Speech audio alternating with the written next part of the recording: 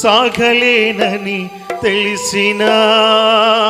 ఒకవేళ నీ జీవితంలో భయం ఉందేమో, జరగదో ఇది అని బాధపడుతున్నావేమో, ఎందుకో నా పరిస్థితి మారట్లేదు అని బాధపడుతున్నావేమో, ఆలోచించక ప్రార్థన చేయి.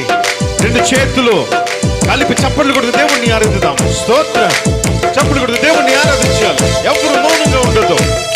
ఇది కేవలం దేవుడు స్తుతింపబడిన సమయమే. స్తోత్రం.